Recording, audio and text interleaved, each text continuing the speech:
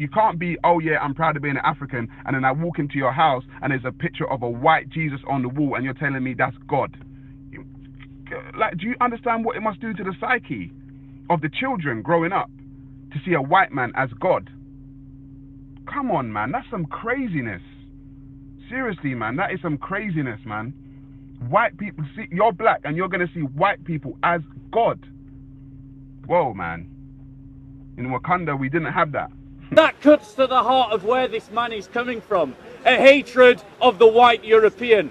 He has a prejudice against white Europeans, and so he villainizes their culture in a way that when he finds exactly the same thing in Ethiopia and Japan, he doesn't criticize them for.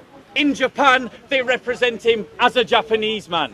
Are all of these cultures now trying to make themselves supremacist because they are portraying Christ in their art according to how they see him? No, of course not.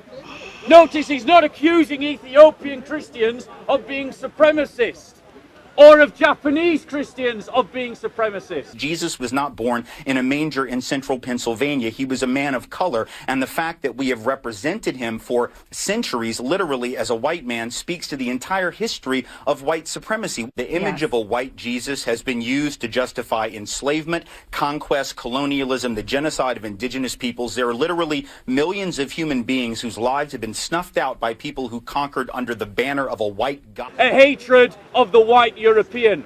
He has a prejudice against white Europeans. When you talk about the image of Christ, it is important that we no longer ascribe to the European image of Christ. Why? Because the brain is a associating organism. It stores everything as pictures. And because it is associating, if you force feed an African child that Christ is white, because the brain associates, as that child begins to grow, the brain will associate white Christ with white people. And so if white Jesus is God, then white people must also be the gods of humanity. And so guess what? The power in the painting is transferred to the people who resemble that painting. And so it is difficult to pray to a white Jesus and not in some way feel inferior to white people.